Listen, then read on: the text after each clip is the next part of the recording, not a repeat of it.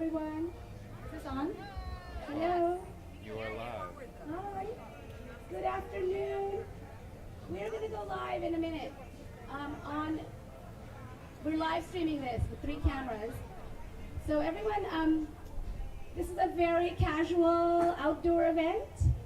Hopefully, please sign in. We have a little sign-in book. We'd love to know who's here. We had 170 people sign up on Eventbrite, but I don't know. We would love to have you actually sign in and write a comment if you like.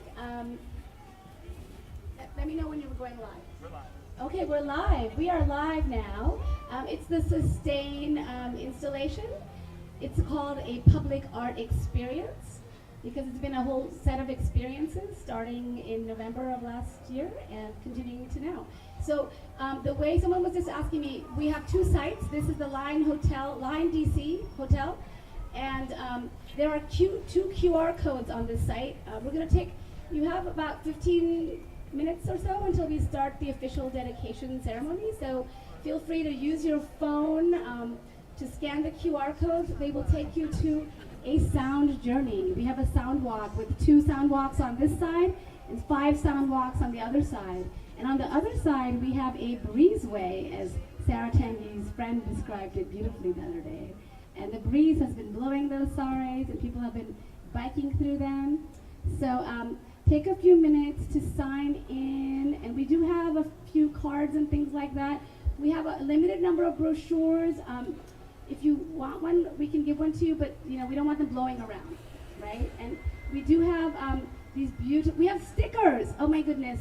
Curator Sarah Tanguy's brilliant idea. We have 10th anniversary Storytelling with Sari stickers for everyone who wants to wear a sticker. So, come on again. How are you? So, yeah. We have stickers. We also have a commemorative poster. Again, we don't want them blowing around. We don't want to waste paper. So they're available for, and we hope if you want one, make a small donation. We have a little list there, and they're available for a much lower donation for all our participants. So if you'd like one, we have a signed limited edition poster with photography from Bangladesh and from Washington by Paris Preston and my daughter, Holy Benefits. So everyone, relax, enjoy. We also have a special Sustain drink created by the bartenders here. You may go inside to the West Bar on the right side and purchase it. We're trying to support, it's a free event, but they have spent a lot of money on all our events here and on installation, and we would love to support them. So feel free, there's also restrooms inside to the right. And you can get water and other things inside as well. And it's also, this is sort of a public space. You're also welcome to get snacks, food, drink from other places, taqueria down the way, and bring it in and eat it here. It's you're welcome to do that. Very casual event.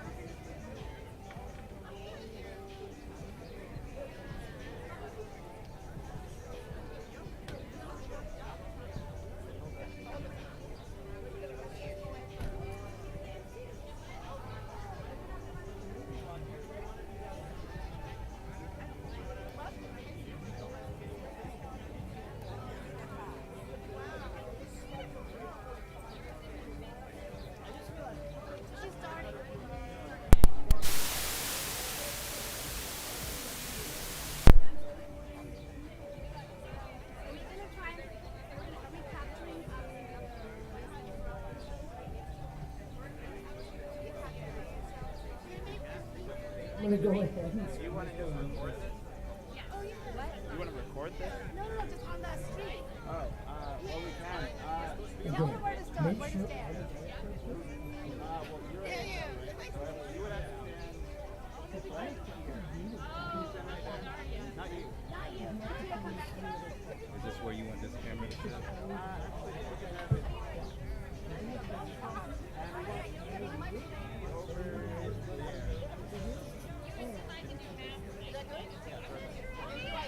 Like this way? You look at these guys. Okay. Like normal. Like Yeah. almost all the organic matches work very well. You comfortable with this, Paris? Yes. Yeah? Yeah. That's all the slack I got, right? Lay it out this at least 2 inches. You gotta get them to turn off their This is music. going to be the Oh, yeah, and don't record. I'm recording you. Okay, so Because it won't let me. It won't show up in here. I'm going to record you. don't. You're pointing it, but I'm recording you. Gotcha.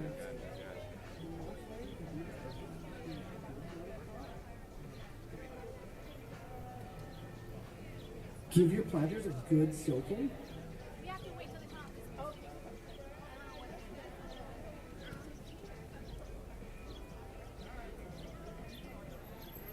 Don't say it.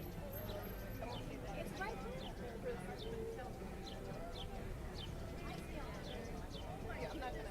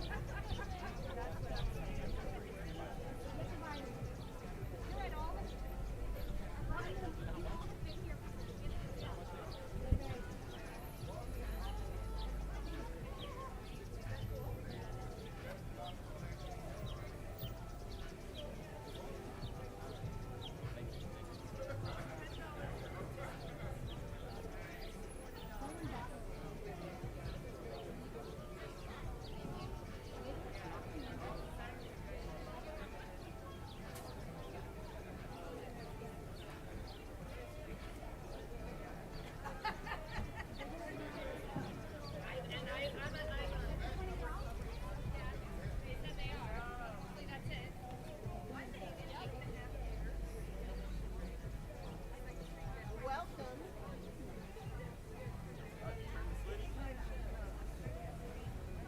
It's better? Yes, it's better. Welcome everyone to Sustain. Come on, we're live streaming, so we want the folks on the live stream to know we're out here. That's right. There we go. My name is Katia Stitt. I'm the program director for WPFW, and we are very happy that we have supported Monica in this journey with storytelling with saris, these beautiful saris. I can't help but look up, and there's a reminder that we need right now, which is I connect with the ground because I am rooted in love. And like never before, we need to be reminded of that. So thank you very much, Monica. Sustain is a temporary public, yeah, let's give it up for, absolutely. Sustain is a temporary public art project featuring an installation and a sound walk, which is beautiful, right over here across the street. And by the way, for those on the live stream, we're here at the lovely Line Hotel, and you can come out and see these saris wrapping the columns of the Line Hotel. It is really a sight to see. Bring your family, bring your friends, bring even the folks that you don't love that much, because it'll change their hearts and minds to see this. Sustain is a temporary public art project featuring an installation and a sound walk of co-created saris and poetry on themes of food insecurity, climate injustice, and connecting to the earth and growing. 7 QR codes, and by now everyone knows about what QR codes are, right? You take your phone out, you scan with your camera. 7 QR codes are placed around the 2 sites, and visitors can link sounds and images to saris at the site, which is most wonderful. The project is led by Monica Jehan Bose, and Monica organized over 20 workshops with residents of DC and Katakali village in Bangladesh, which is wonderful. Did I say that correctly? The final workshop involved creating a new community garden in Anacostia that the participants will tend over the summer and fall. Members of the public met on Zoom and in small outdoor workshops led by Monica to create art and poetry on the themes of the intersection of climate and food justice. And we had the privilege of being at another hotel several years ago, pre-COVID. You know, everything is pre and post-COVID, right? Everything is pre. So pre-COVID, we were there, and it was just wonderful to see all of these young people she had pulled together over those years to work on this project, and how inspired they were, and they wrote poetry and music based on their experiences. So we're going to hear some of that later tonight. Finally, I want to let you know that Sustain marks 10 years. Let's give it up. 10 years of the Climate Justice Project Storytelling with Saris, linking DC with Bangladesh in solidarity to fight injustice, which is something we just need more of.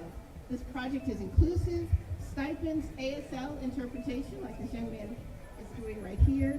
Tablets and internet access were provided to enable access to all. Dedication will include ASL and be live streamed for greater reach and access. And here we are live streaming. So with that said, I'm going to move on to probably the most favorite part of my evening right now, and that is to introduce Monica Jehan Bose. Yes. But wait, there's more. Monica is a multidisciplinary artist and the creator of the Climate Justice Art and Advocacy Project Storytelling with Saris, which celebrates 10 years, as we said, this month. Her work traverses painting, printmaking, film, performance, and public art, which is what this is, and we're blessed to have so much public art in this space. She has had 21 solo shows, including at the Bangladesh National Museum and the Macro Museum of Contemporary Art in Rome. She has done large-scale outdoor public projects in DC, Miami, New York, Honolulu, France, Greece, and Bangladesh. Now, let's give it up and put our hands together for Monica Jehan Bose.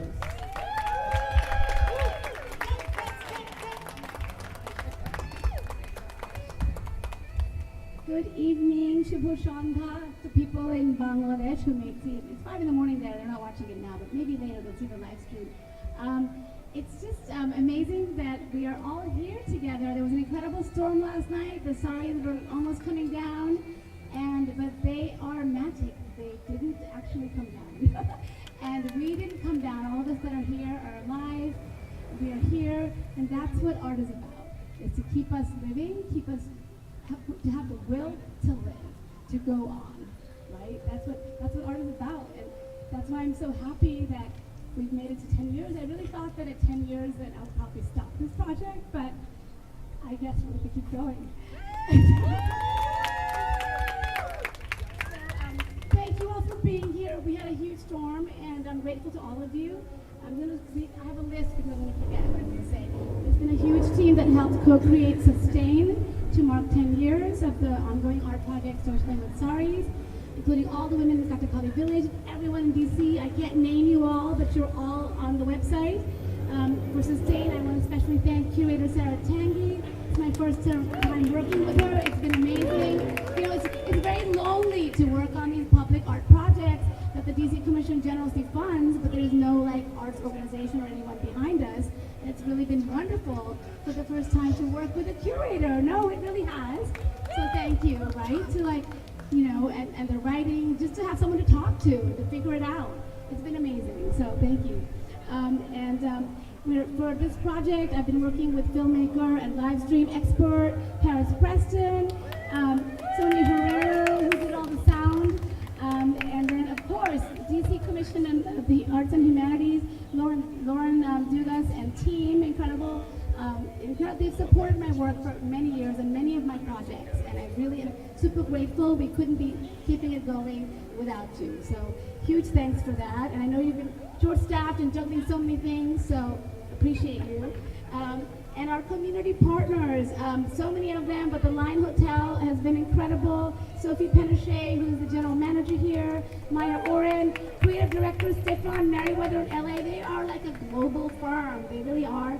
He's the one who helped me envision what they could do with their engineering team. And the idea of the 360 round is actually new. People think, oh, I just throw saris together, it's all the same. It's really not. Every time it's a new canvas. It's it's just as different as any canvas, right? I'm just using the sari as my canvas. But actually the line creative director from LA is the one that I worked with to develop this concept, and their engineers were incredible. Their engineering team, including Daniel and Mike, who got on a 30-foot ladder and also was willing to help me during the storm yesterday. Incredible. So I'm grateful for their support. And we also sewed saris together in a community sewing workshop in their beautiful, what is that space called? Above there. Yes, it was beautiful. So thank you to Line Hotel. Also, of course, the Adams Morgan Partnership bid, and I think Kristen is here from there. Thank you.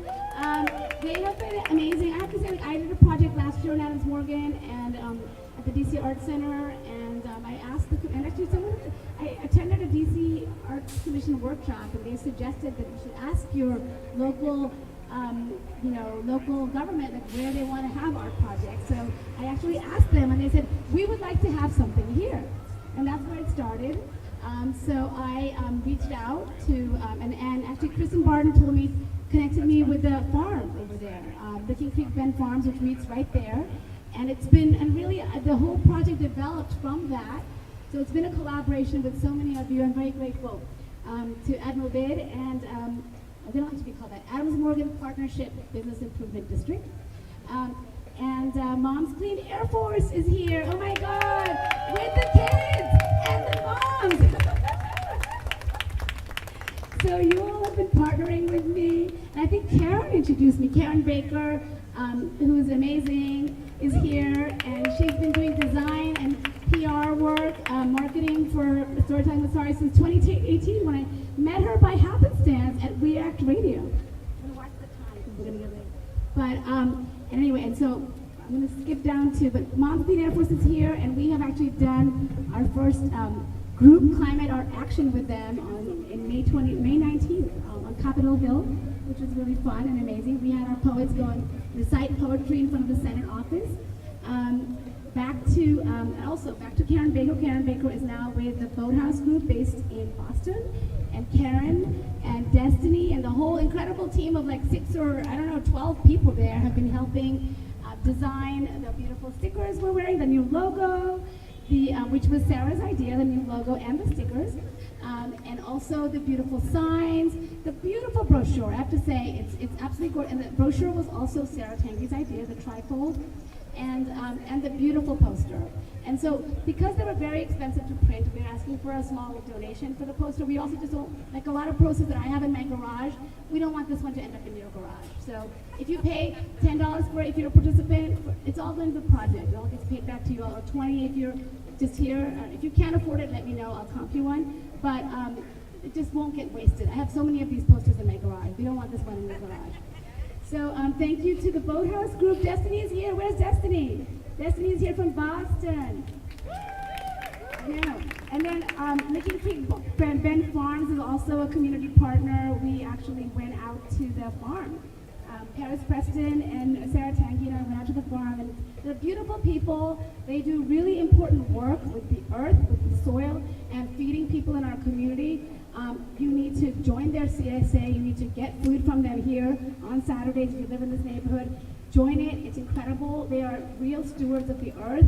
After I went there, I realized, why am I buying my food at Safeway half the time? I mean, I do try to shop at farmers market, but a lot of it comes at Safeway. There's no need for it. You don't need to waste food.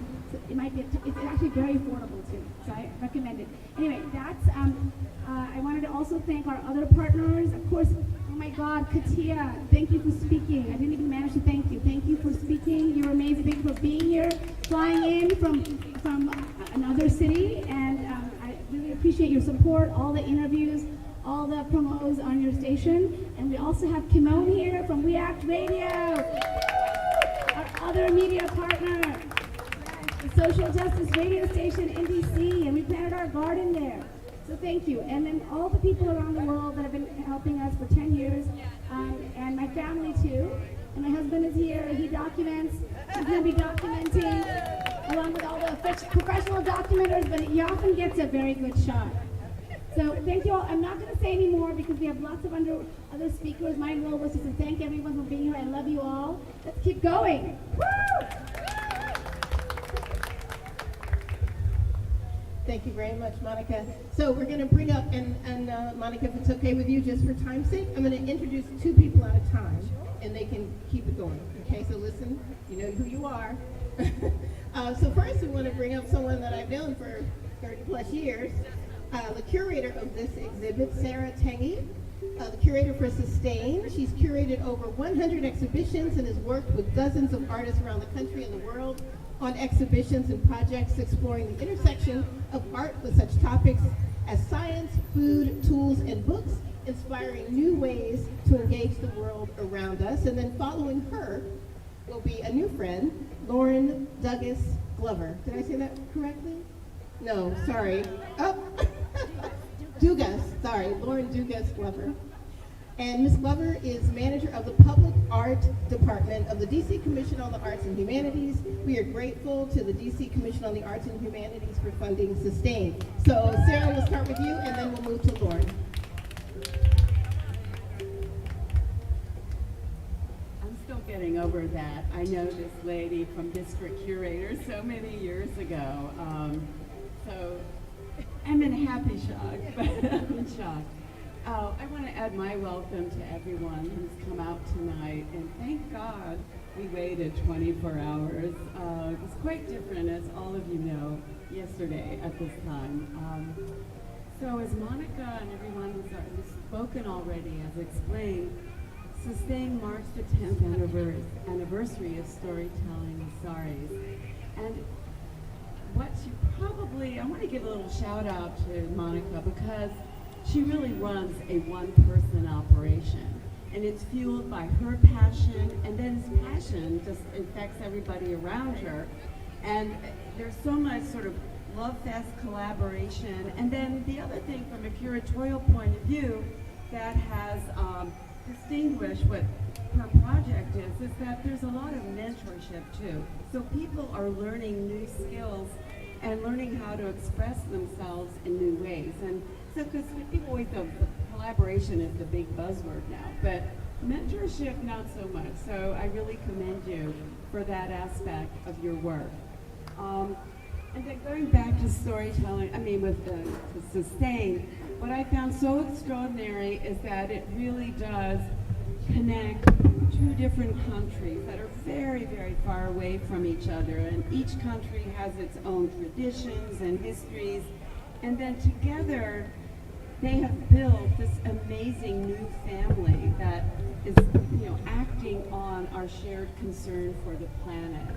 And as I've gotten to know this project, it's amazing how anybody involved is either teaching or learning or discovering new ways to do urban and rural farming, and we're all finding our way to improving our relationship with the natural environment.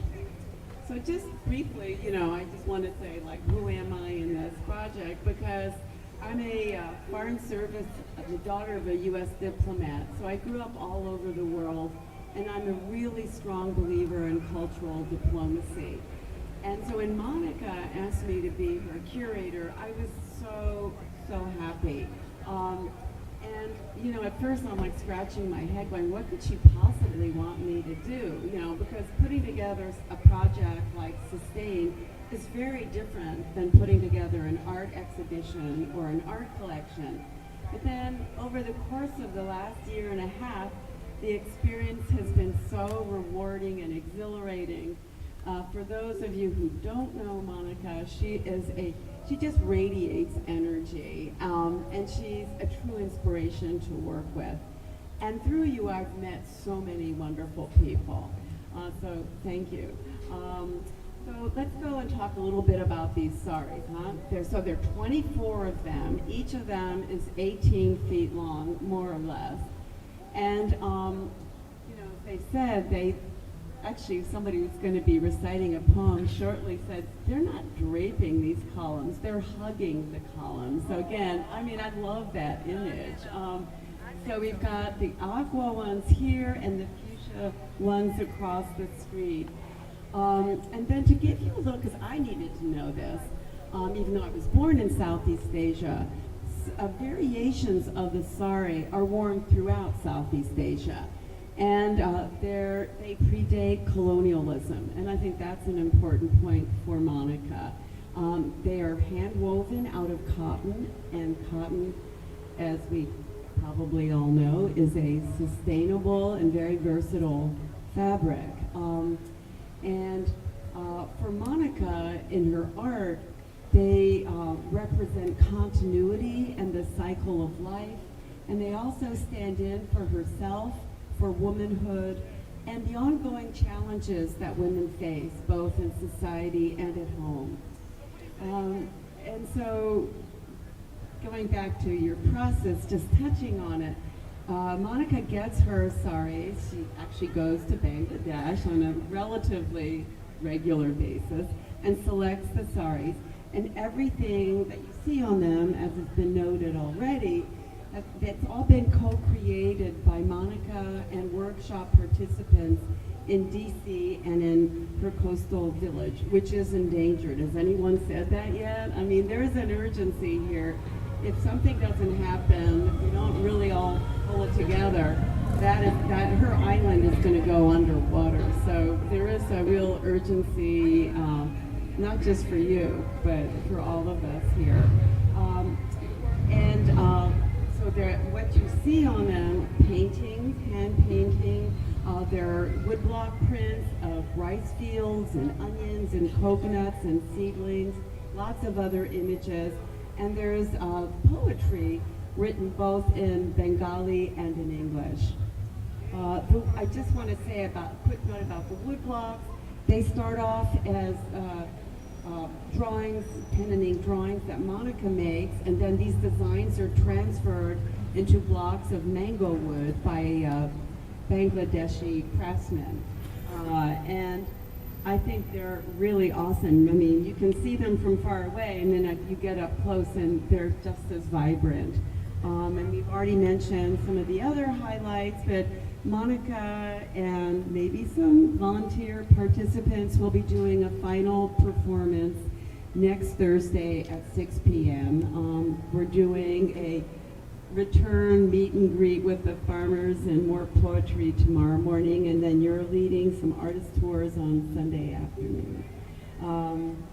And I just want to conclude by saying, because I'm a wordsmith, you have to bear with me, sustain comes from Latin, meaning to uphold from below. And for me, this word has come to me reaching and digging down into the soil with my hands and making that connection with the earth and with my fellow living beings. And then together, reaching up again towards the sky in unity and hope. So thank you, Monica, and thank you to everyone who made this event and installation possible.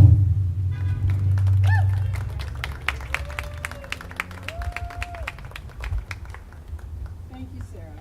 It was wonderful to have you as an addition to Monica's exhibition this year. So we are so pleased at the Commission that we have been able to support this project for 4 years. And so that's remarkable. So we want you to continue going, and there's always more work to be done. And as she said, each sari is different, and each exhibition has been different. And we have just enjoyed how she's been able to translate the whole concept of sustaining our environment and the relationship with Bangladesh, tying that to us. We may think there's no connection, but there's a lot of connection around the world. And I think we all have come to learn that. The other thing I just want to say to all of the artists that are here, that we persevere no matter what. One of the projects was threatened to not go forward because of COVID. And a lot of our projects were threatened to go forward. And I said, absolutely not. We are going to continue to support our artists through this period. We're going to continue to get these projects up in any way that they can. They may be a little bit late, but we're going to support our artists and our artist communities and what they are bringing to the community. So we were very excited that during COVID, the one in Georgetown could actually happen. And I was thinking yesterday, I'm glad she canceled last night because I was there with the one in Georgetown and watching the storm rolling up the canal and thinking, we got to get out of here very quickly. So I want to again just thank everyone who has contributed over the years and all the young people who are coming, and hopefully you'll continue to be involved with Monica in this project. And we're just so proud that we could be here and help support you in your 10th anniversary. So thank you so much. Thank you, Lauren. Next up, we have Sophie Pinchett. Very good. She is the general manager of the Line DC and has been incredibly supportive to this project. And then following Sophie, we'll hear from Elizabeth Brandt, who is the national field manager for Moms Clean Air Force. And they really need no introduction. They do incredible work. So Sophie? Thank you. I'm Sophie Pinchett. I'm the general manager of Line DC. First and foremost, wanted to welcome all of you here. We have been very excited to host this project. As a hotel, our core values are community, discovery, diversity, collaboration, and creativity. A lot of the decisions that we make on partnerships are based off of those core values. So when Monica reached out about a year ago is when our journey began to partner together, and based on that, it was a no-brainer with what she was passionate about, what she represented. Being a woman artist who is in our neighborhood and local to DC, and the mission and passion that she has for her project. So it's been a year-long journey to get the installation up, and we're just so thrilled to have been part of it. Obviously tonight is our kickoff, but it will be several days of events, and we really look forward to kind of a dynamic exhibit and installation over the next couple of days. So I really just want to say welcome, thank you, we're thrilled, and then we look forward to hopefully seeing all of your faces throughout the week as well in this installation. So thank you. Thank you so much, and thank you to the Line for making this possible. This view is so inspiring to me. Thank you to all of the artists. Let's give it up for the artists who made this. Woo! This is fantastic. I am also really glad that we didn't do this last night because it was bananas, which is kind of why we're here. We're having more extreme weather from Bangladesh to DC, and it isn't just Bangladesh and the villages there that are threatened by sea level rise. DC as well, especially Anacostia, is in the harm's way. So we got to stand up, and the art is here to help us maintain and sustain our motivation, our life force, and part of what we need to do here is fight for it. You want to have a healthy future? You got to fight for it. So let me hear you say it. Can you fight for it? Let's fight! Woo!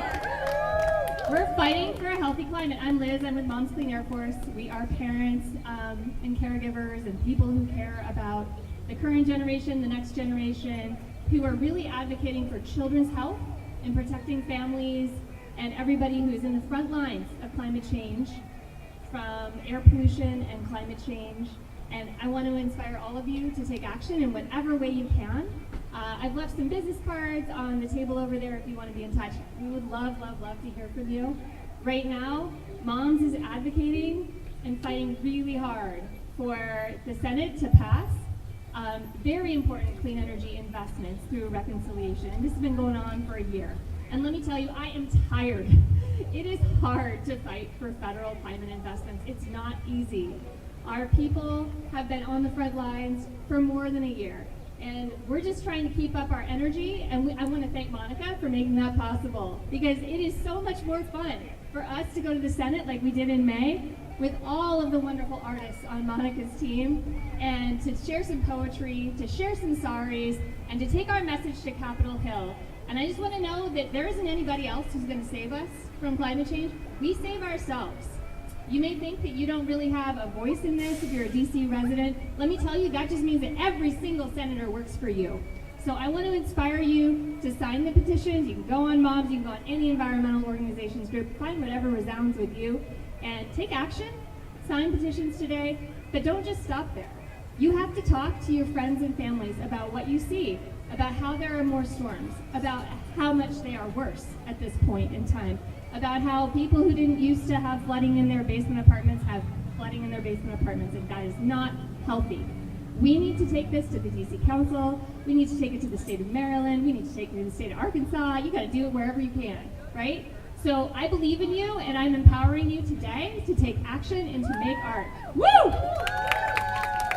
Thank you so much, Monica, for having us, and thank you all of you for sharing your talents with this incredible project. Thank you, Liz. So next up, where's my brother in, we won't say crime, brother in fighting injustice, right here. Mr. Kamon Freeman. He's an artist and activist and co-founder of We Act Radio. He says there are a little sister station, little brother station, something like that, but I think they're an entity and a force unto themselves. And that's been since 2011. And, you know, he's also just always in the streets getting us to do something. So, Kamon Freeman. Do something! We Act Radio is the bastard child of WPFW. I've been called a bastard long before PFW. Okay. PFW original location is right here on Champaign Street. They are a victim of gentrification, was displaced, and now they're on K Street, which is a weird movement of gentrification to go from neighborhood to downtown, but that's another conversation. Please support WPFW. How many of y'all have donated to WPFW? Raise your hand. See, that's what I'm saying. Now, correct me if I'm wrong, WPFW has only 8% of their listeners contributing to their funding of WPFW? 8%. That means 92% are freeloading. Okay? And if we want to do something, we got to support that which we love. All right? We need to support that which we love. My name is Kamon Freeman, Angry Black Man in Therapy. I'm not here to make you smile. All right? I don't get paid to do that. The reality is this. My sister Monica, I said, you might be the most prolific, outspoken climate change activist in the nation's capital. What keeps you going? Yeah, give it up for it. I said, what keeps you going? She said it was a matter of life and death. And I thought about that. It's a matter of life and death. So we talk about climate change, but we don't really talk about it in the vein of life and death. All right, when I say Elon Musk bad, you say Nikola Tesla good. You got it? Elon Musk bad. All right, y'all got to work on that. Nikola Tesla, for those who are unaware, had technology over a century ago that was going to create electricity for free for the entire planet. And it was going to be emanated similar to the way Wi-Fi is now. But when his funders found out that they could not commodify this, they were, oh hell no, they tore it down, destroyed it, and they tried to write him out of history. It was so bad that Thomas Edison refused a Nobel Peace Prize because he would have to have shared it with Nikola Tesla. So I want you to remember this every time you go pay your electric bill. That it would have been free for the entire world had his technology been allowed to be distributed. So what we're really dealing with is the powers that be who are actually determining the freaking fate of the world. How many of y'all seen the film Don't Look Up? That's more than the people that's contributed to WPFW. That was more than 8%. See, they're all in the entertainment. But in the film Don't Look Up, it is a reflection of our reality. It's a reflection of our reality. And unless we do something, it's going to become our reality. Because in that film, for those who did not see it, spoiler alert, they destroyed the entire planet for the promise of making trillions of dollars. They destroyed the entire freaking planet for the hopes of making a profit. We have to acknowledge that. Because if we don't, then we are not moving in the vein of a life and death situation. Where's my sister Liz who was up here talking? Sister Liz? Sister Liz, I love you, appreciate the work you're doing. I appreciate the work everyone's doing. But I disagree with you on one point. Miss Liz says that your senators work for you. I beg to differ. I believe your senators work for those that are on K Street. What is K Street known for? Lobbying. What is lobbying? Do you know, anyone has a definition for a lobbyist?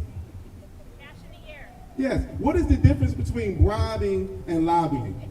Does anyone know? One letter. The spelling. That's the difference. And you know why it's different? Because the Supreme Court of the United States has said that Citizens United, corporations are people. None of them in jail though. Corporations are people. And that free speech is money. And if you don't got money, then you got to shut the fuck up. I just have to impress upon each and every one of you, this is a life and death situation. They don't care about their future. They're here to make money. They are actually talking about going to Mars. You got Jeff Bezos that owns Washington Post, owns Amazon, owns Whole Foods. And he is going to, well, he didn't even make it, did he? He didn't even make it. His phallic stomach didn't penetrate, okay? I just want to make sure that we understand what we're dealing with. How many of y'all have heard the name of Stephen Donziger? Stephen Donziger is an environmental lawyer who won a historic case fighting Chevron oil company, who was deliberately polluting the Amazon rainforest with waste from their oil drilling. And because he had the audacity to win a case for the indigenous people there, you know what happened? The United States government wouldn't prosecute him, so they gave it over to Chevron. Chevron Oil Company prosecuted this environmental lawyer. He was forced to live in his house under house arrest for 2 years, like y'all did during COVID, but he didn't have a choice. I want y'all to understand what we're dealing with. It is just that serious. And we are all part and parcel of this. Because how many of you have an electric car? Raise your hand if you got an electric car. See? So every time you go pump that gas, you know where it's coming from. You know there's wars being fought over oil. There is wars being fought over, people being killed for that resource. And that resource itself is actually polluting the environment. And guess who is the biggest polluter on the planet? The biggest polluter on the planet is the United States military. So every time you say, support our troops, you actually supporting the demise of the environment. You are supporting your own demise. Dick Gregory said that we are digging our graves with our teeth. He was talking about our diets and what we're eating, what we're consuming, and that is actually an environmental impact because beef is actually emanating more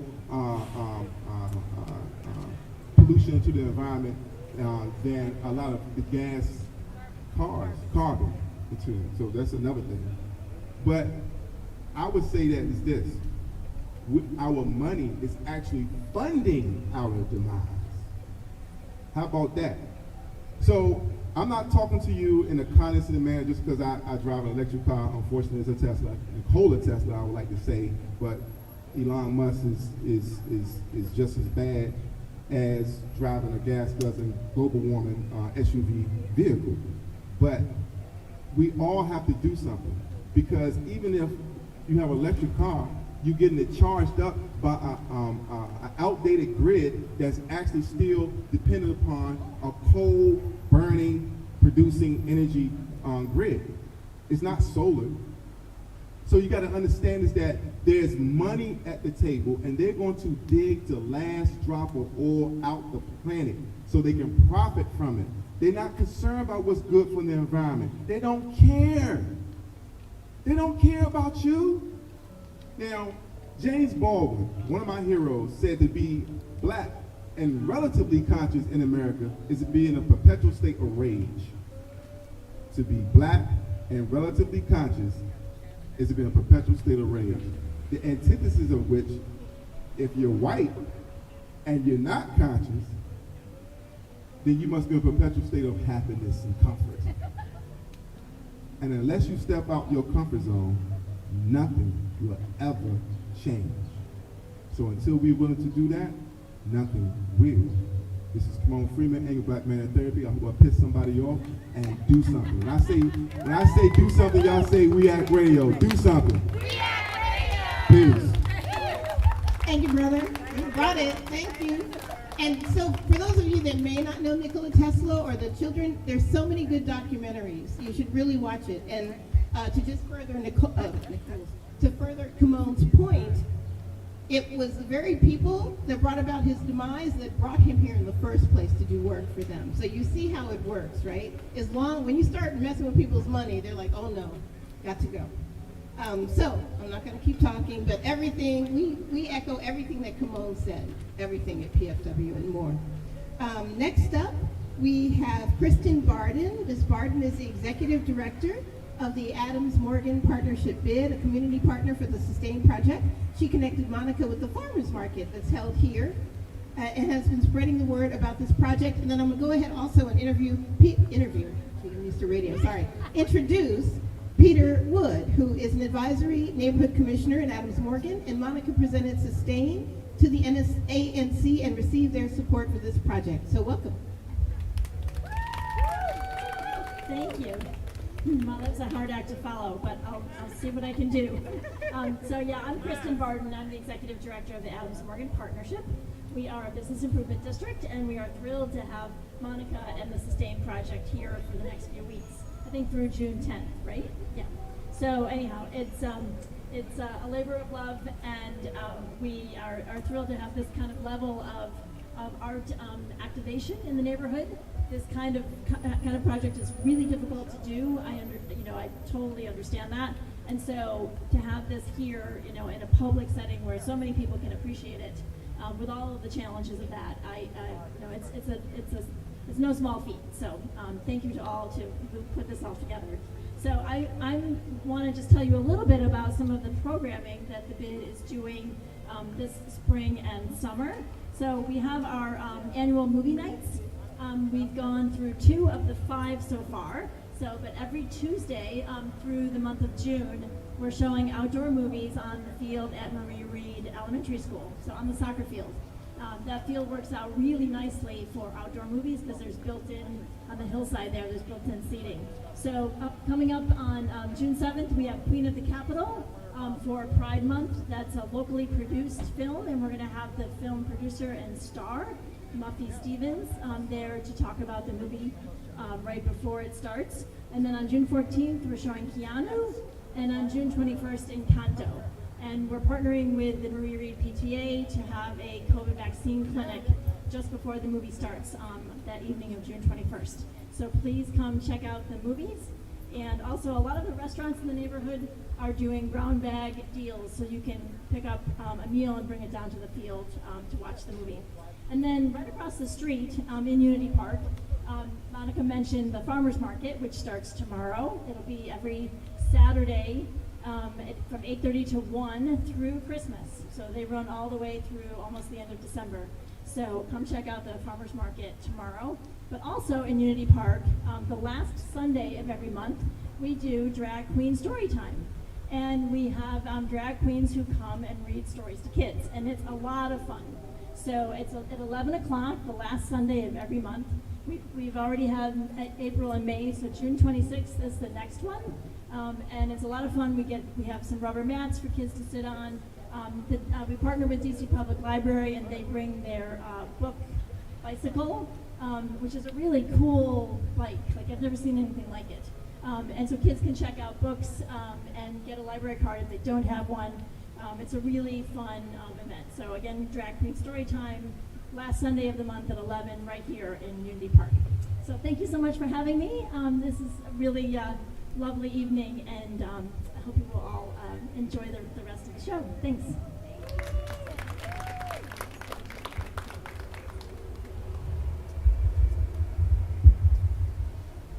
Hi, so before I just want to say a few words. First, can you just give yourselves a round of applause, because having an audience makes things a lot easier for everybody. So thank you for everyone for coming up. My name is Peter Wood. I'm an ANC Commissioner, Advisory Neighborhood Commissioner here in Adams Morgan. A lot of the good stuff has been said already, so I won't take too long, but I do want to reflect. First, what is an ANC? We're local, the most local form of governance in DC. About every 2,000 people in the district has a representative. If you live in DC, you have someone that you can bother, send emails, and you can be nice to if you want. But we're here kind of to represent what Washington, DC is, which is really local representation, which is really related to this project, which is something I've been reflecting on a lot. What is art? What does local representation? What does community? What do these things have to do with each other? And how can we make a difference in the world? And why does that matter? At least two things stand out to me when I've seen this project develop over the course of the last year or so. I think it's important to realize that art and community have a lot in common. They take a good concept or a good cause. I'd say the fate of our planet's a pretty good one. It takes good people and a good team. I'd say that the Sustain Experience team is a lot better than good. And it takes a lot of behind the scene efforts, a lot of stuff that's, boring bureaucracy, paperwork, bothering people to get stuff done. But then the actual fun stuff, building the art, getting people together to make your project, get it all organized, get it together so you can drive the purpose. And then what I think, especially when we talk about this theme, what is so interesting about the environmental aspects, not just because it's important, but just kind of the symbology. Art, community are like seeds, right? Where we want it to grow into something that lives past our own life, that is something that's continually regenerating, and that long after we're gone will be something that flourishes much better than we'll ever have the chance to see while we're on the planet. And it's hard to do. Community is a hard thing to really create and sustain, but we're here to do it every day and every day. And I think that at least two main points stick out to me when I think about that with this project, which the first is that if you can hear my voice right now, something like this exists because of you. Not necessarily because you did the actual work, but because art requires an audience and community requires people, and we need to have that so we can spread our message, so we can grow together. So I think that's the first important point. But the second point, a few people already said, which is that if you like something like this and you have a cause that's important to you, you can change it. You can be the person that's that catalyst, or you can be the one that's supporting the things that already exist to make it happen. I mean, you'd be amazed, just like at the local level in DC, you see so many things that go from never existing to being what everyone's talking about constantly because a couple of people decided they gave a shit. I hate to put it that way, but something like what we've talked about all day today, gentrification. We've talked about how we don't have clean air to drink, we don't have clean water, or clean air to breathe, clean water to drink, that it's getting hotter if you live in a hot place, that it's getting drier if you live in a dry place, it's getting wetter if you live in a wet place. Someone needs to do something, and that has to be us. It's not going to be fairly distributed who's affected, but we can figure out how we can make up for that as a community through things like art, through things like activism, through things like being a part of what really matters. And it's fun along the way. So I'll stop there. I talked more than I was going to. But thank you again so much for coming. And it's good to see everyone. Thank you. And excuse me, our last two speakers before we get to our poets and performers, we want to bring up, first of all, are we having a good time? More importantly, are we learning things? Thirdly, and most importantly, and Kamal would agree, are we moved to do something? I don't know, the move to do something was like, maybe. Are we moved to do something? Okay, good. Our last two speakers are Leah Stoddard. Ms. Stoddard is a curator and professor of art history based in Charlottesville, Virginia. I'm introducing, okay, good. I don't want to say, oh, and where are you? Okay. She has been a participant and writer for Storytelling with Saris since the beginning. And then following her, we will have Lena Jazzwall. I hope I said that correctly. Oh, Valmer with the camera, okay. And she's an artist and filmmaker and a professor at American University. She and Monica have been collaborating on the Storytelling with Saris film since 2015, including on 2 trips to France. So please, let's welcome Leah and then Lena.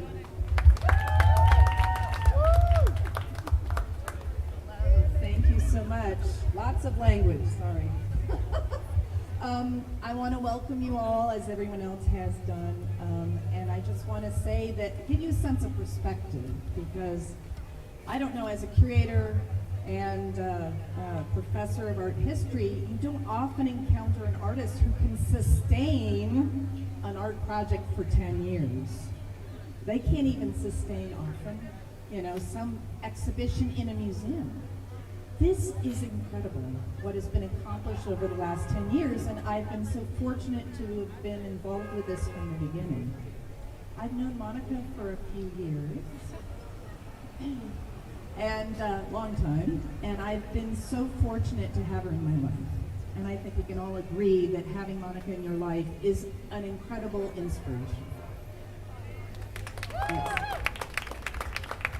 So I have been privileged to have watched Monica, you know, do her performing.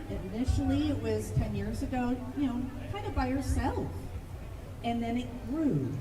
And it was people holding up saris. It was strangers collaborating. She would welcome more and more. First it was Breeding the Ocean in Miami. And then in the last 10 years, it has grown to be projects, not just performance art, but workshops and installations and exhibitions in Rome, Paris, Bangladesh, Athens, Greece, all over the world, Hawaii. The Smithsonian's been involved even. So it has really grown in the last 10 years. And part of that is the way Monica approaches art. You see, I'm an art historian and a curator of over 100 exhibitions, and I can tell you, museums think about art, they think about objects, things, something on a pedestal in a white cube that you light a certain way, and you tell people how to look at it. And you tell people what to take away from that experience. And when I started to work with Monica 10 years ago, suddenly art wasn't just a thing. It wasn't something static and dead, it was alive. And it was alive with people and process, and it evolves over time.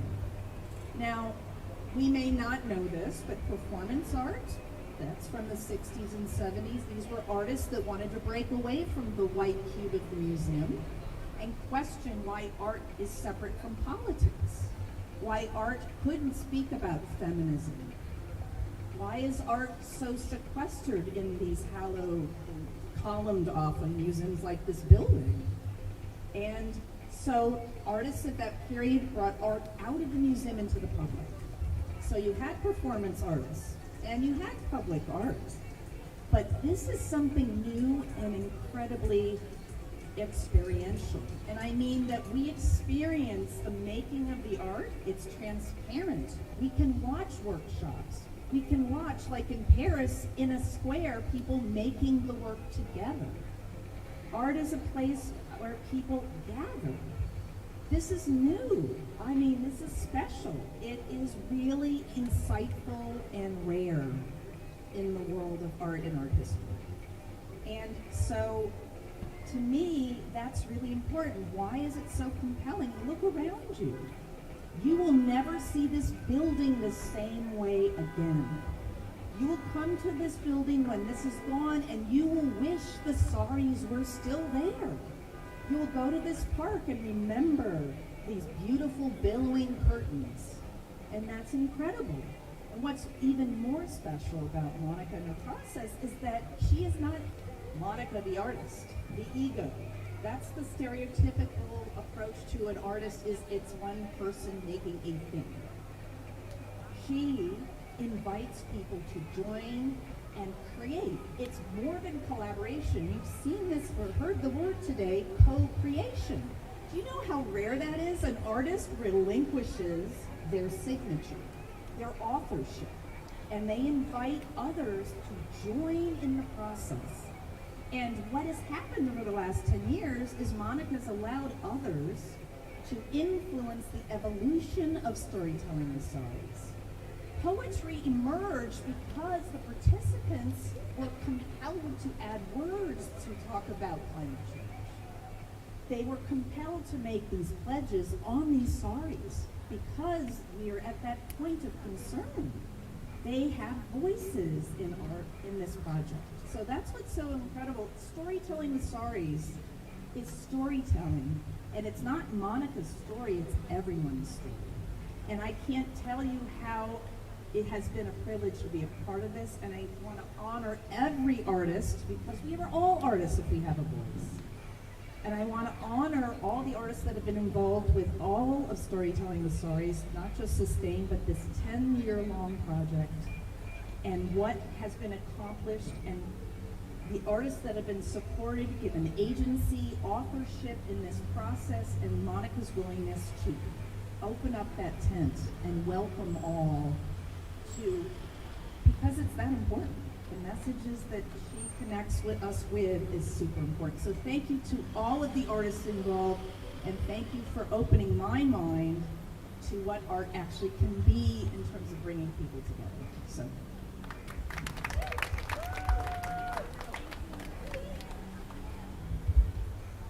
Hi everybody. I just wanted to start off by acknowledging that when I started this project with Monica, when she asked me to join her, she was documenting a little bit of her projects, but we hadn't really thought about film in the longer sense of a larger project. And what really intrigued me was that Monica was looking at climate justice in a variety of different ways. And so it was not just through, she could have stayed and not taken the risks of just doing some paintings or drawings or printmaking, which are things that she'd been used to. But she knew that the ways to get to more people would be through avenues of different modes of art, right? And that included filmmaking. And so I'm really appreciative of Monica asking me to be a part of this. So if we think about just the different art, types of art that we see through Monica's long journey with Storytelling with Saris, we see paintings, we see printmaking, we see installation, performance, film. I mean, there's just so many. And that's also very unusual for an artist, to take so many different approaches. But that is why climate justice is so important to her. She knows that there are different modes to get to different people, right? And to different populations. And the impact of film, the power of film, we may not be able to witness this people in Bangladesh may not be able to witness this, but through the streaming, through watching the videos, they're able to participate and understand. And I'm just going to leave just say one more thing that I've learned through the years with Monica. I know that we often hear in climate justice that it's not really up to the individual, but that we should be fighting the big corporations, and yes, we should be doing that. But I really see how the projects through the workshops have impacted the individual to where they're now moved to make sure that this is part of their ongoing journey through the rest of their life. And that leaves me, I know we've heard a lot of different kinds of things, but I want to leave us with one last word, and that's hope. And because of the people around here dedicated to climate justice, we do have that, and that's what we need. So thank you, Monica. Thank you, Nina. And I want to thank everyone again for coming out tonight. There's more to come. Monica, thank you for allowing me to be the MC this evening. I want to do two things, though. I want to remind you that you need to support art, all art, because it enriches our lives in ways that we don't even understand. And often we think of it as a pastime or a hobby, but it really is life-sustaining. And it makes a difference. And art and activism go hand in hand. The other thing I want you to encourage you to do, though, We Act Radio, WPFW, you need outlets that are going to support the people. Not corporate outlets, but outlets that support the people. So, Simone reminded me that I should say, please support WPFW. We start our pledge drive on Monday, and we'll go for 3 weeks. This is Black Music Month, and we're linking Black music to the experience of Africans in America and how it has sustained a particular population and how it links to the American narrative, so we hope that you'll listen. We're also doing Prince's birthday on Tuesday. So from noon until midnight, including premiering a documentary that the Prince Estate has created for the radio. So we hope you'll tune in, we hope you'll give. And now I'm going to turn it over to Monica to introduce the poets and the singers. Thank you. Thank you so much, Katia. Thank you. It was amazing. It was really wonderful to have you MC. Give it up for Katia Stick. Fantastic. It's really lovely to be with all of you. Oh my God, the poets are all here. Yes, Marjorie is here. Woo! Rashad, do you want to go first or do you want to go later? I think it would be lovely to start with before we start with Rashad, we are all going to be writing a poem today. I didn't do it at the beginning because I was like so emotional. But first of all, thank you to my mother. She wasn't here yet, but she made it. My mother is here. She is the inspiration between all of this. And she's wearing a Storytelling with Saris. Sorry, she's been wanting one for a long time. This one, I finally gifted her one. So this is one that she's going to wear. And my daughter, Thuli, is also here. This is actually an intergenerational project. Where is Thuli? She's in California. So a lot of the documentation and workshops, my two daughters have been doing with me. She's around the corner. So thank you for being here. So we are going to, we're going to get into some song, but before that, I'm going to ask each of you, we've been doing these fast poems, okay? I've been doing them with youth, with adults, so you're going to write a poem tonight. So breathe for a minute, look up at these columns, and think about the Line Hotel. These columns are dressed in saris today. There are 6 ladies, 6 women, or maybe they're non-binary, I don't know, but they're wearing saris, and they are looking out at you. And look across the way and look at this breezeway, as Sarah's friend Jessica Racine describes it. And if you haven't walked through it yet, you can imagine walking through it. And the sari is blowing at you. And as we have Rashad work on his, get set up for his song, I'm going to give you time to just think about a 6-word poem. It's super easy, and you're allowed to use punctuation. Don't be scared. 6 words, not 6 lines. And just breathe and think about that, and what does it inspire you to write and feel in this moment? Outdoors, experiencing art. And I would like you to either text it to me, or email it to me, or put it on at Story with Starry at Instagram. So write it on your phone, or write it on a piece of paper. We have paper available right here. Take a picture of it, post it to Instagram at Story with Sari, at Story with Sari, and I spell Sari S-A-R-I, or Facebook. You can tag Story with Sari on Facebook as well, or you can email it to me, storytellingwithsaris@gmail.com. I also have my phone number available. I'm not going to put it out on live stream, but Leah Stoddard over there has my phone number. If you want to text it to me, you can text it to me, and it's going to become part of this project, and we are going to add it to our website and to Asari. And for the next 5 minutes, while you listen to Rashad get ready to prepare and sing his song, just breathe and think about 6 words about what you're experiencing right here in the open air in this beautiful, beautiful June evening. And the building is dressed in a sari. Actually, it's 12 saris and a half. And how many saris is it, guys? We sewed these together in the Line Hotel. And I'm going to introduce Rashad Ullah next. Rashad sang this beautiful song for us at the Kennedy Center last year, but many of us missed it. So I've asked him to do it again. And he's going to sing in Bangla, which is our native language. It's the 6th most spoken language in the world. Rashad is a singer, and he's also a linguist, and he's a real fighter for climate change. His family has experienced hurricanes and climate devastation both in the U.S. and Bangladesh. So give it up for Rashad Ullah, and everyone keep working on your poems. I'm going to check in on you. You have 5 minutes to write 6 words. You're going to send it to me. You're going to do it. It's going to be really great. We're going to put it together in a collage on the website and on Asari. Okay? Rashad, so how do we set this up? Should we put this on is there a stand we can put this on, or do you want me to hold it? I have like 4 minutes. I have like 10 stands. I know. I don't know if we have a stand today. Let's see. We're going to see if we have one. Should I? Yeah, sure. And this is my daughter, Koli.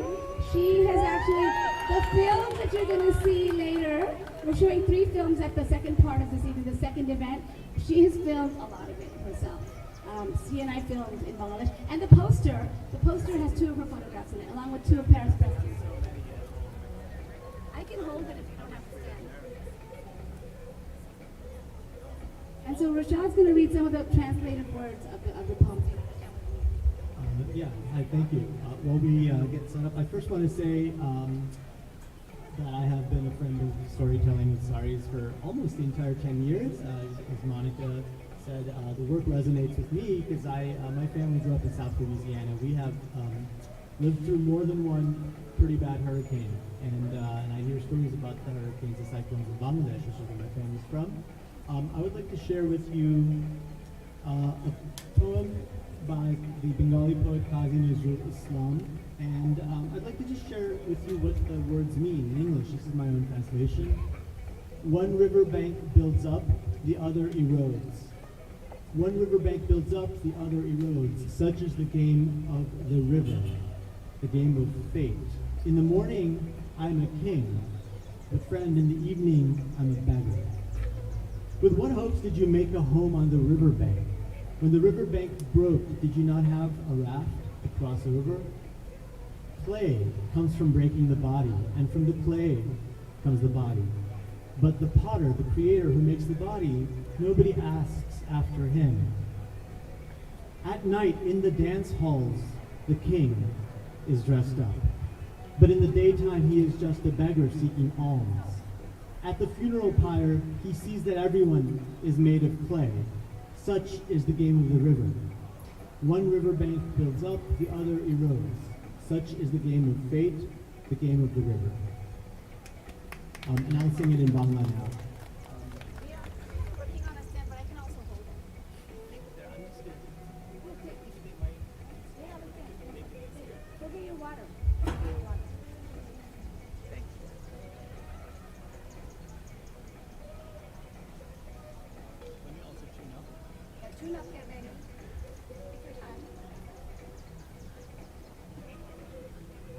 How are the poems going, everyone? And Leah, if you want to text it to me, Leah has my phone number over here. You can text it to me. I just don't want to put it out on the live stream. You can also email it. Just 6 words, and you can use punctuation. Punctuation can be very interesting to separate 6 words. There can be semicolons, there can be commas, there can be dot, dot, dot, exclamations, or question marks.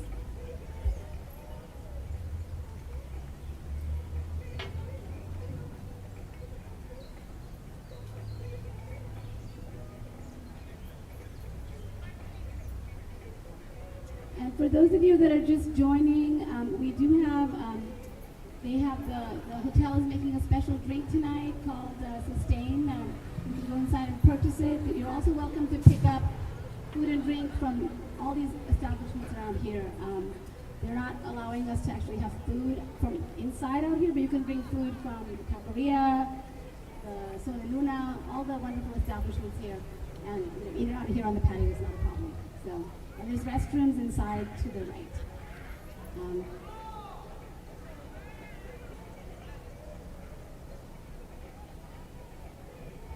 Should I go ahead and recite a poem? Elias, pass me that book. I'm going to recite a poem while we get ready.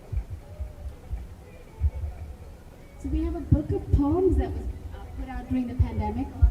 It's called Renew. I'm just going to read a poem from here while we wait for setup.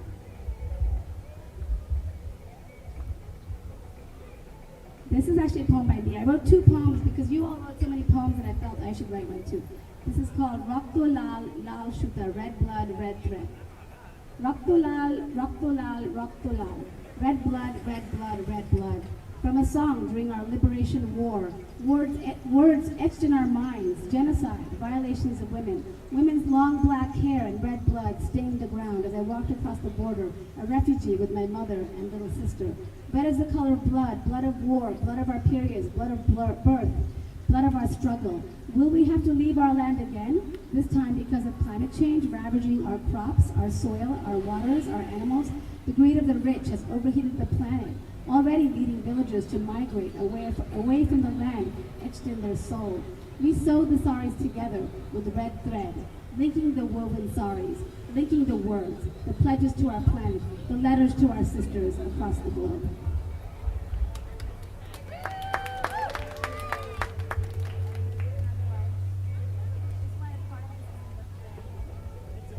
I'm going to read one not by me, but by Khalik Mumayyin. Fight climate change. We spend our days affecting the climate. All of this could change if we had lights on, we'd time it. If we had a bike, we'd ride it. The earth would be better if we'd all be excited. People driving cars for no reason. Got the heat going through all 4 seasons. KJ is my name. I'm trying to change the game. Storytelling with Stories is helping me to fight climate change. Malik, who's actually moved to Ghana, I think. Are we getting ready back there? All right, Rashad. We're putting on Rashad. Give it up for Rashad. Woo!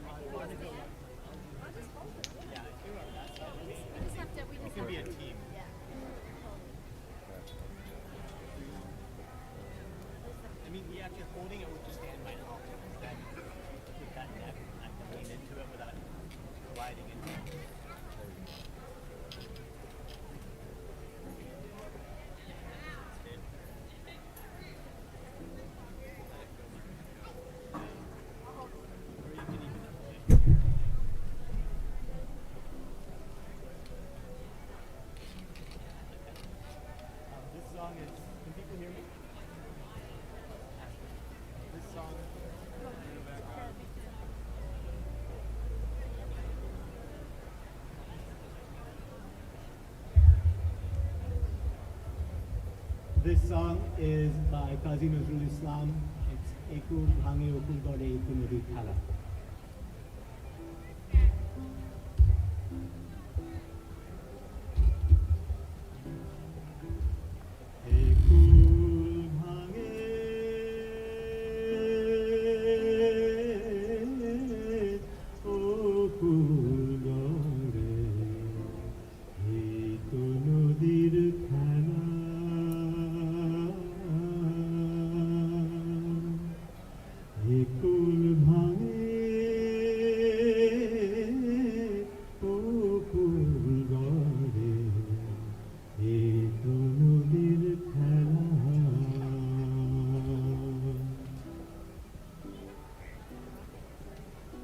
সকাল বেলা মিরে ভাই ফকির সন্ধ্যা বেলা রে ভাই হে তো নদীর খেলা হে কুল ভাঙে ও কুল গড়ে হে তো নদীর খেলা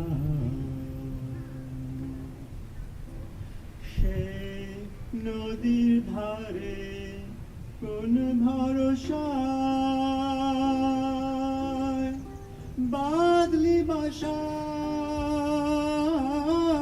সুখের আশায় যখন ধরলো ভাঙন পেলি নে তুই ধরলো ভাঙন পেলি নে তুই পারে যাবার ভেলা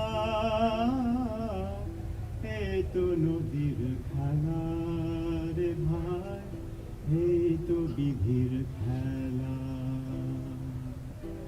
এ কুল ভাঙে ও কুল গড়ে এই তো নদীর খেলা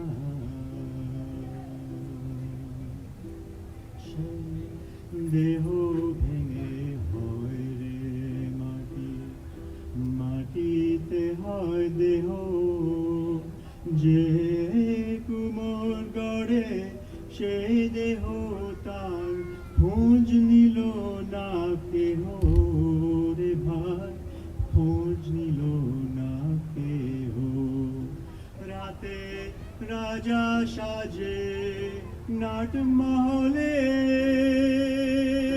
দিনে ভিক্ষা মেগে পথে চলে শেষে শ্মশান ঘাটে গিয়ে দেখে শ্মশান ঘাটে গিয়ে দেখে সবাই মাটির ভেলা এই তো নদীর খেলা রে ভাই এই তো বিধির খেলা এ কুল ভাঙে ও কুল গড়ে এই তো নদীর খেলা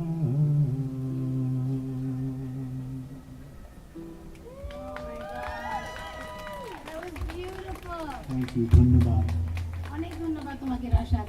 Give it up for Rashad. One more round of huge applause. Wow. Wow. I didn't know you could play that instrument. That's beautiful. Thank you. Okay, so I'm going to take this off to say my dance. Hold up. Okay, next I'm going to ask Philip, are you ready? I'm going to ask Philip to come up and recite poetry. Philip Meckham is a fiber artist, and he's at Red Dirt Studios in Mount Rainier, and he's been involved. And ceramics too? Oh, I don't know why I didn't know that. Ceramics and fiber art. And he's been part of Storytelling with Zari since at least 2015 when you joined one of the first Climate Pledge workshops. I'm so excited. Give it up for Philip Meckham.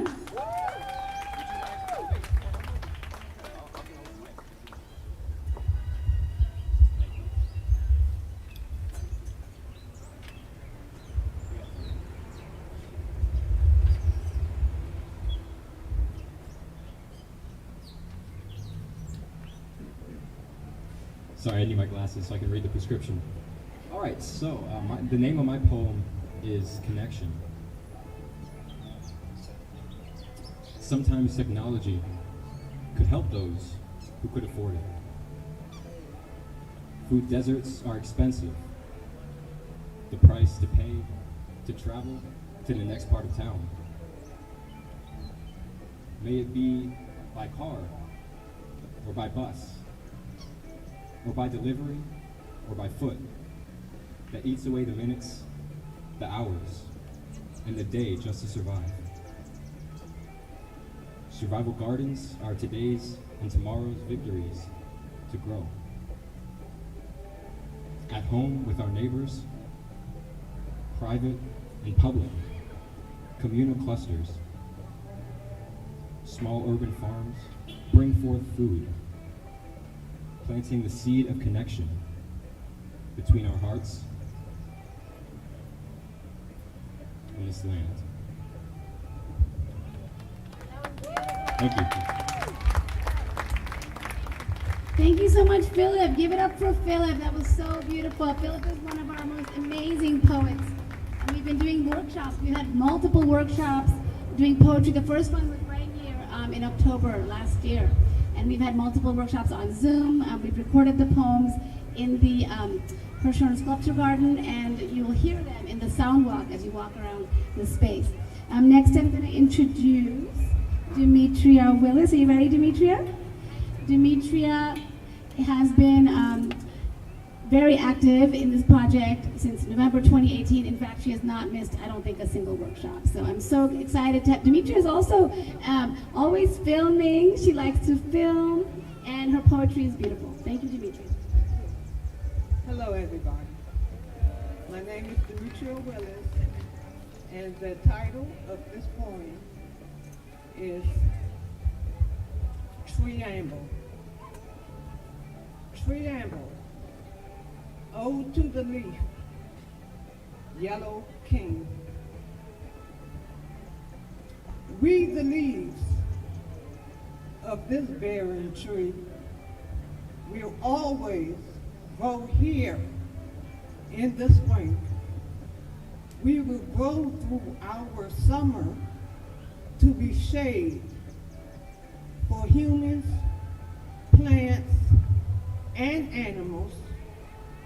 We will feed the insects and quench the thirst of the parched. We will collect the rain and the seeds are spread wide and buried deep beneath us. We the leaves will leave when it's cold and frozen, but we agree to return. Thank you. Oh, give it up for Demetria. Thank you so much, Demetria.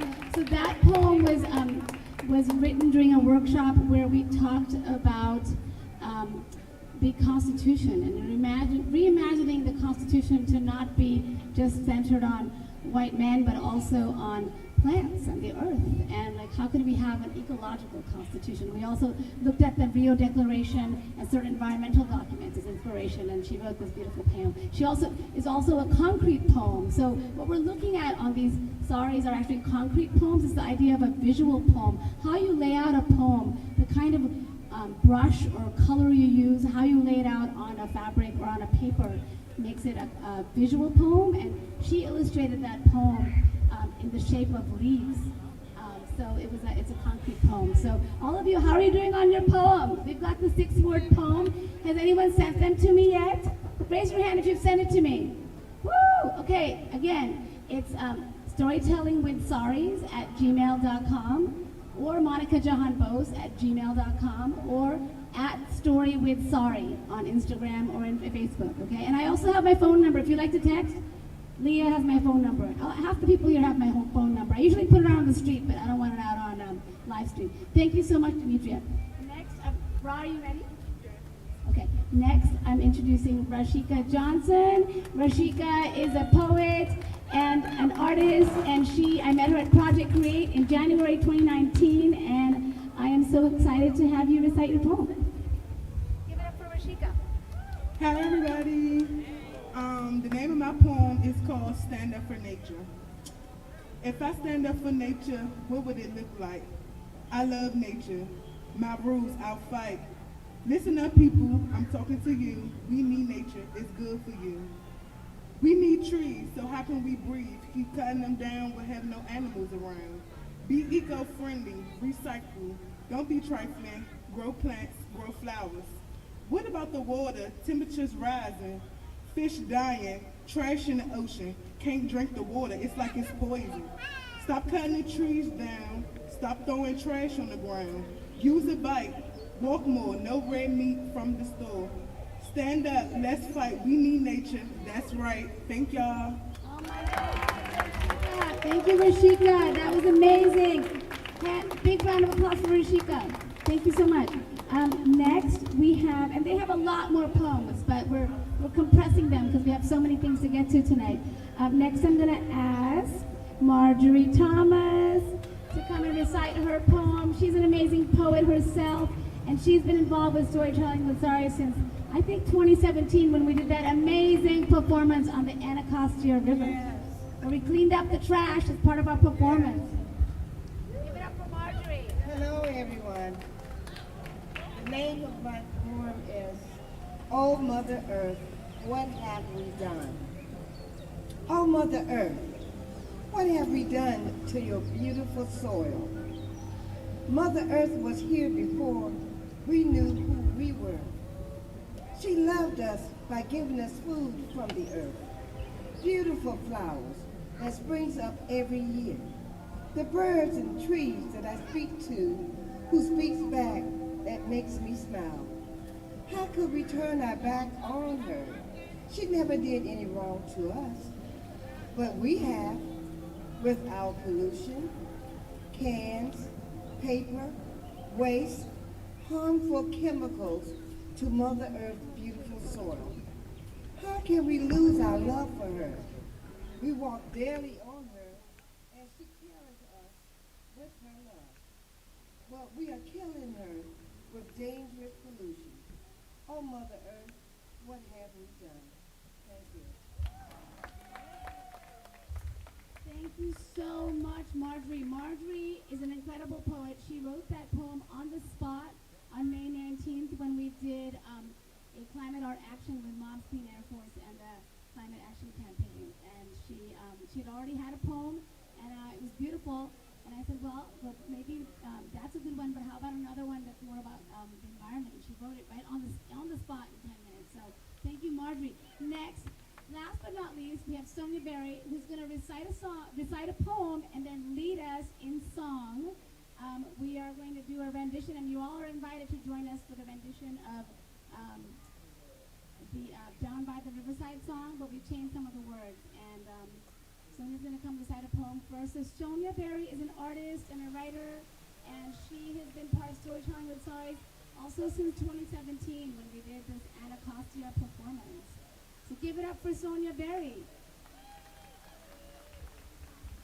Come on, Sonia. This is the last poem, and then we're going to do a song together. And then you all are writing your poems. Some of you can come up and... Good evening. I have these two short pieces.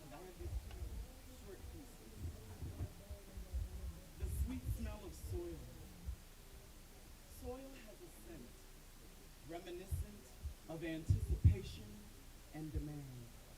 I wait and wish, even hope, for the biggest and strongest product. While the soil demands that we honor the process, it'll make a way, seize the day. There is growth and transition, the feel of floor and flower and flower. Thank you. I also have the union. If I could just touch the energy and vibe, the world's intentions early on and worldwide, that moment when soil and seed says, I'll have you as my bride. Enticed by gleaming and glowing waters, she affirms, I will feed your tribe. Thank you.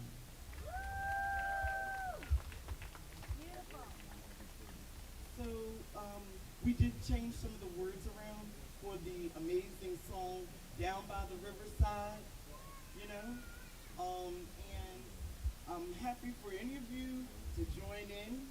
And I just want to let you know, like, you know, keeping in tune with our amazing Sustain project, some of the words that we changed around were including, we're going to lay down our soil and seed. We're going to lay down our garden, and we're going to do these things down by the riverside. Okay? I'm going to lay down my garden down by the riverside, down by the riverside, down by the riverside. I'm going to lay down my garden down by the riverside, study soil some more. Well, I'm gonna study soil some more, study soil some more, study soil some more. I'm gonna study soil some more, study soil some more, study soil some more. I'm gonna lay down my soil and seed down by the riverside, down by the riverside, down by the riverside. I'm gonna lay down my soil and seed down by the riverside. Study soil some more. Well, I'm gonna study soil some more. Study seed some more. Study soil some more. I'm gonna study soil some more. Study soil some more. Study soil some more. Thank you.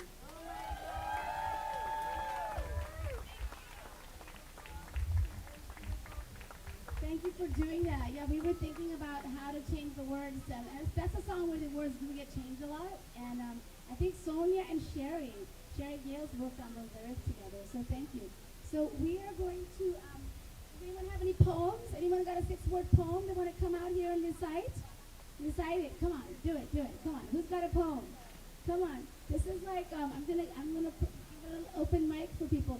We're going to, right after that, we're going to have a little 5-minute break for people to use the restroom or get something to drink or eat, and then we're going to start rolling the films because we don't want to go too late. We have 3 short films. Anyone want to do who wants to do a poem? Anyone?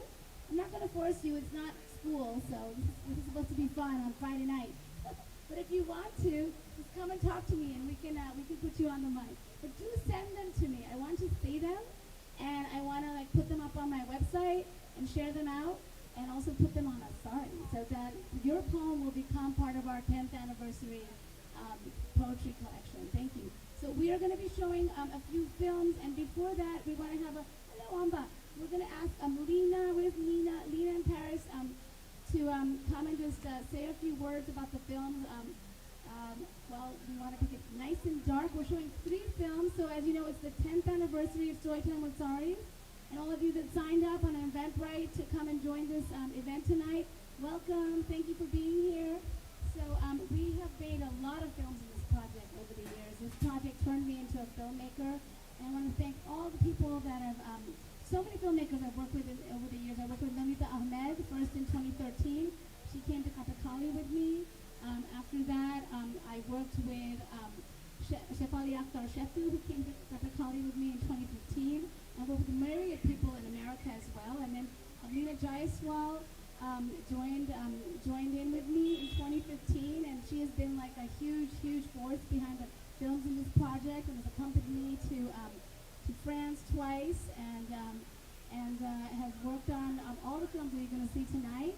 And then I worked with Dawn Langford for a while too. She's an amazing filmmaker. And then Paris Preston, I actually met through the Rapture Project, through one of the participants. We've been working together since 2019.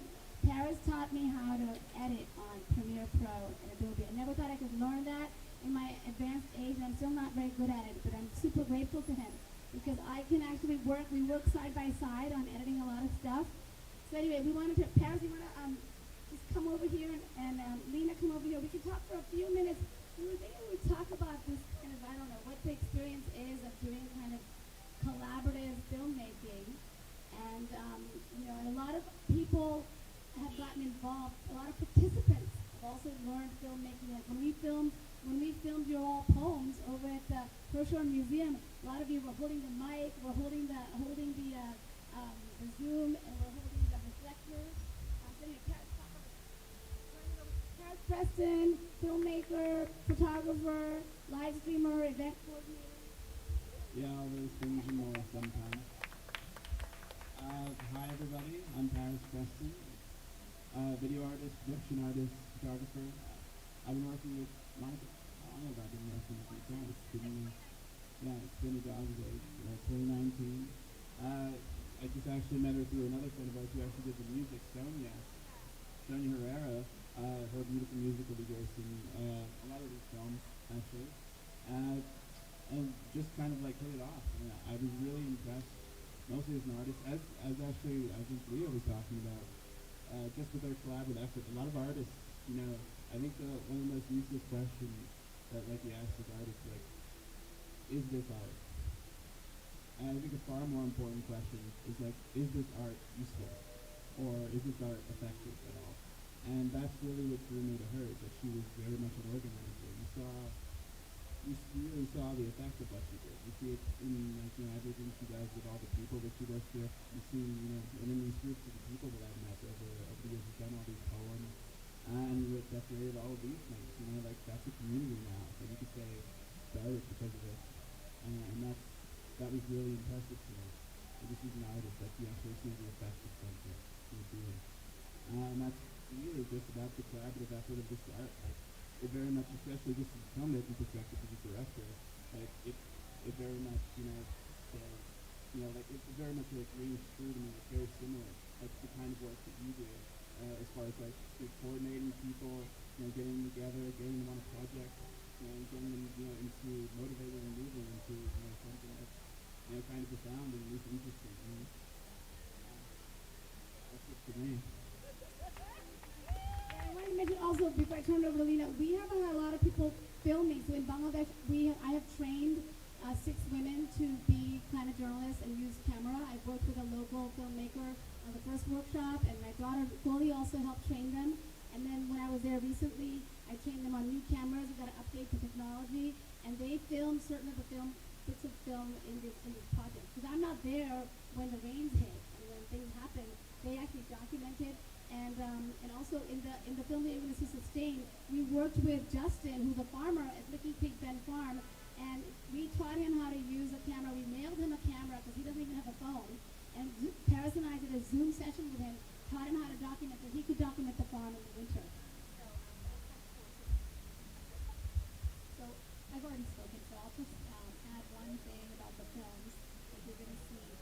We've been filming, as you can imagine, with probably 300, 400 hours of footage. I mean, to say the least. And anybody who's a filmmaker will know that that's outrageous and very hard to edit down to small pieces. And so one of the things that Monica and I have been discussing as of late is that these little films that you're going to see, we want to make a larger film, and we think that these are little chapters. So we hope that you enjoy the chapters of what hopes to be a larger film.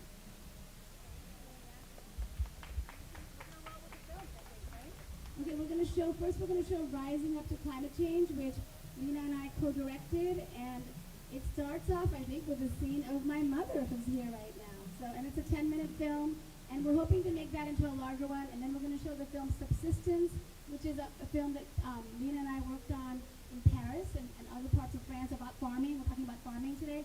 And then we're going to premiere a rough cut of Sustain, which we literally shot like last week. Thank you.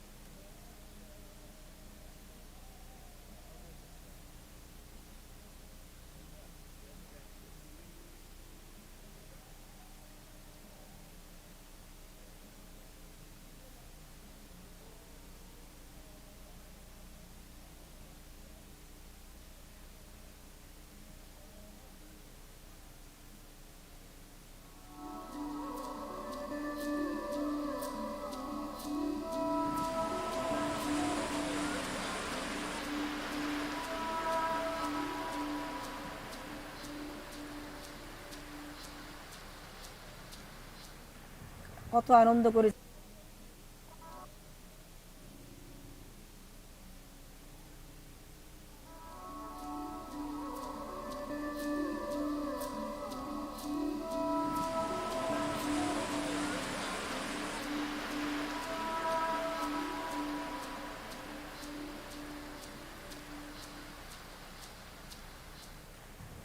আনন্দ করেছি, খেলেছি, বেরিয়েছি, সাঁতার কেটেছি। কিন্তু অবাক লাগে এখন আমার আজকে বিশেষ করে ভাবতে যে আমি এখনো বেঁচে আছি, অথচ আমার মামা বাড়ির চিহ্নও নাই, আর আপনাবাদের ভিতরে চলে গেছে।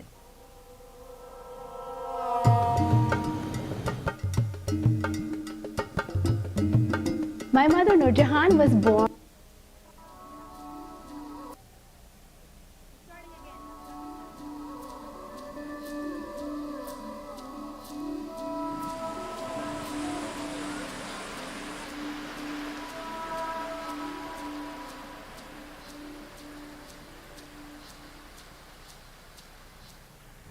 কত আনন্দ করেছি, খেলেছি, বেরিয়েছি, সাঁতার কেটেছি, কিন্তু অবাক লাগে এখন আমার আজকে বিশেষ করে ভাবতে যে আমি এখনও বেঁচে আছি অথচ আমার মামা বাড়ির চিহ্নও নাই, আর আপনাবাদের ভিতরে চলে গেছে।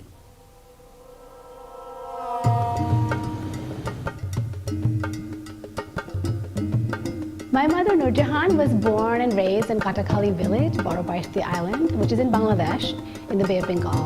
It's located in the Indian Ocean. This community is being devastated by climate change.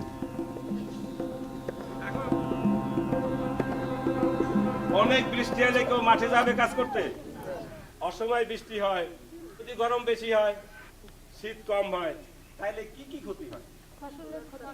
ফসলের ক্ষতি হয়, বৃষ্টি বেশি হলে লবণ কাটা যায়।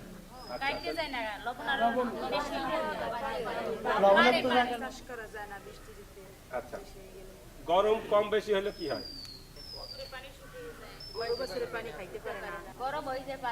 পানি গরম হয়ে যায়, তাতে অসুবিধা কি? যে পরিবর্তন আপনারা বলতেছেন, গরম বাড়ছে, বৃষ্টি কমছে, শীত কমছে, আবার বড় বড় বন্যাও হচ্ছে, এই সবগুলা হওয়ার পিছনে কিন্তু আবার মানুষ দায়ী। বাংলাদেশের মানুষের বেশি দায়ী না, যারা বেশি বেশি উন্নত হচ্ছে, দ্রুত উন্নত হচ্ছে, তারা দায়ী। এটা একটা ছোট্ট আরম্ভ যে অন্য দেশেরা চিন্তা করতেছে এবং তারা চেষ্টা করবে কিছু একটা মোকাবেলা করার, যাতে বেশি জ্বালানি না হয় এবং বেশি দ্রুত তাপমাত্রা না বাড়ে পৃথিবীতে। Storytelling with Saris follows a dozen women as climate evolves. It includes printmaking on saris, climate knowledge sharing, writing workshops, advocacy, and performance. I'm an artist based in Washington, D.C. My art practice includes working with communities. Through my climate art actions and performances, hundreds of people are making carbon reduction pledges directly on saris. These saris will be returned to Bangladesh. The goal is for all of us to reduce our dependence on fossil fuels, to move toward renewables, and reduce our use of energy.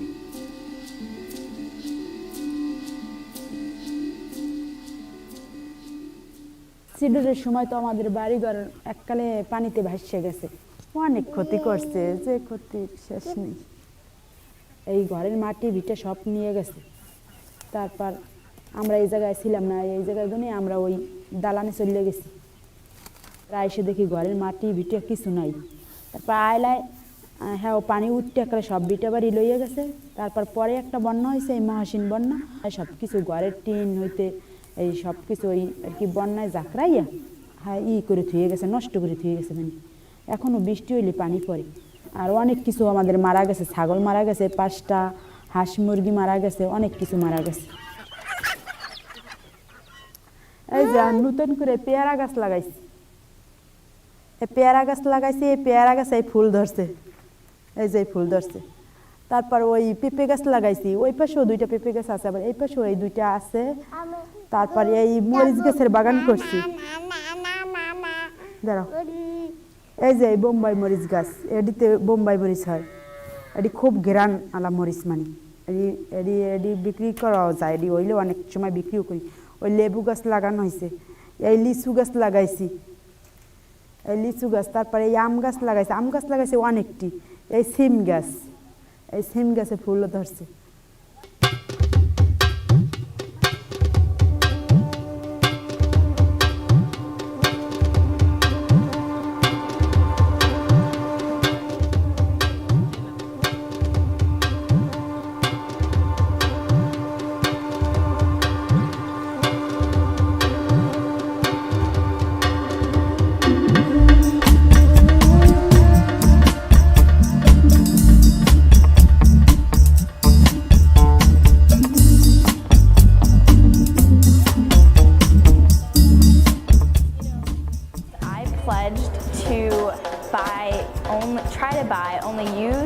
fair trade clothing because I'm aware of the impact that the American drive for fast and cheap clothing from mostly undeveloped countries around the world and the both environmental and humanitarian effects that it has.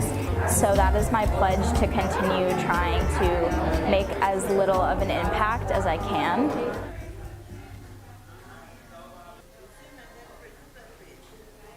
I wrote on the story about riding a bike instead of driving. I really like the way that we were able to bring the story to life with artwork and also with our promise to help with climate change.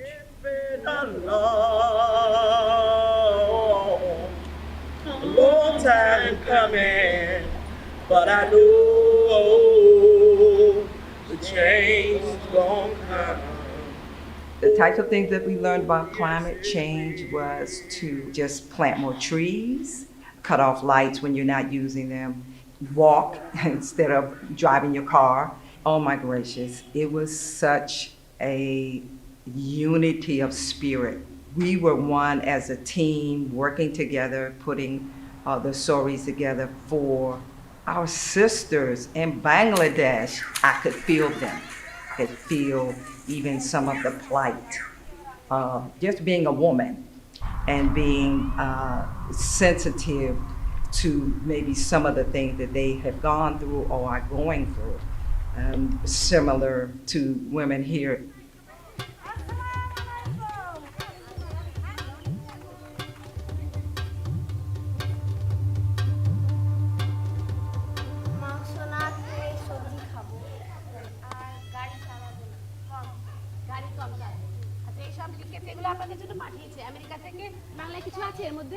আমি বাতি নিভাবো যখন দরকার হয়।